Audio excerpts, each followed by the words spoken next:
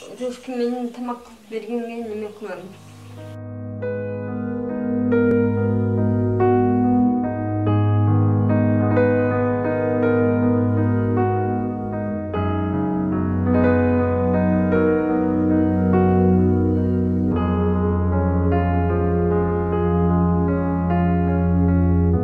Урматтуу кыргыз калкым, сиздердин келгениңиздерге чоң рахмат. Мен өзүм Анарбаева Касиет болуп жазылам.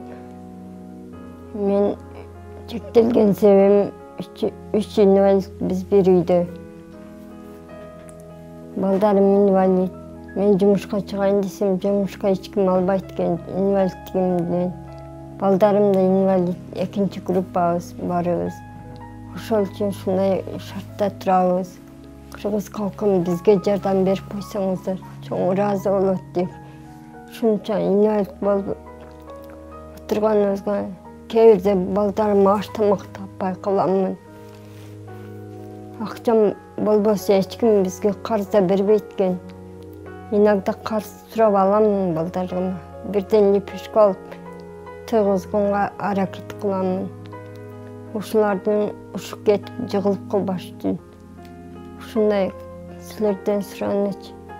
Бизге жардам берип койсоңор жооп соом кыласыңар.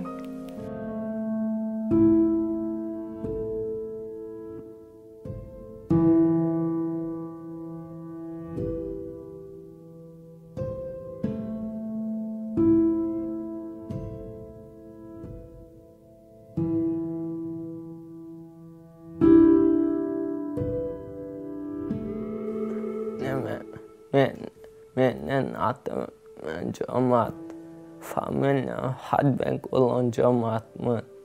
Özümden putumu kalmadı. Özümden anım neme dıspı ikinci kudupam onu Jatamdan beni koyunuz, üyden jatam beni koyunuz da.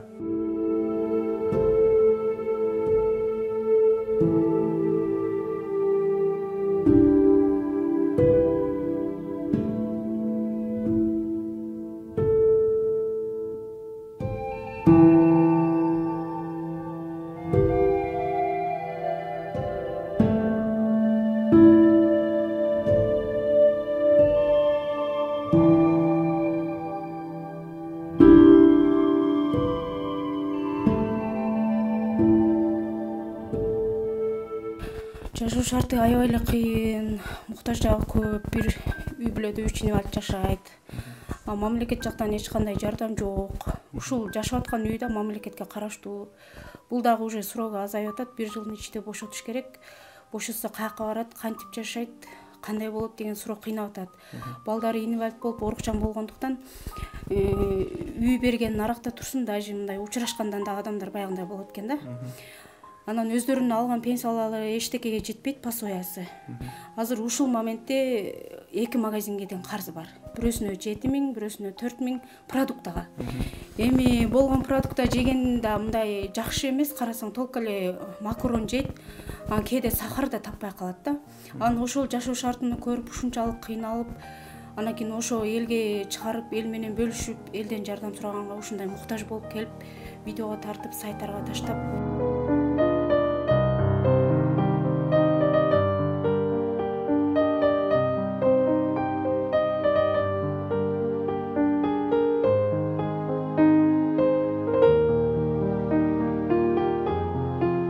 Ассаламу алейкум, кайрымдуулукка кайдыгер карабаган кыргыз элим.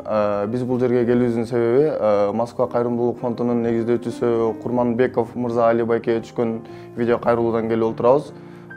Чындыгында эле бул жерде жалгыз бой эне, бир уул бир кыз менен бир семьяда 3 мүмкүнчүлүгү чектелген киши турат. Эч жактан жардам келбейт. Жашаган үйү жада калса тамак ашка дагы продукта, кийим кечеден бардык нерседен кыйналып, мына бүгүн үйүндө продуктасы жок отурат. Колу ачык кайрымдуу инсандардан суранып өтөрүбүз. Бул эжебизге жана балдарына кийим кечеге, леченияга, тамак ашка жардам берип кетүүңүздөрдү өтүнөбүз.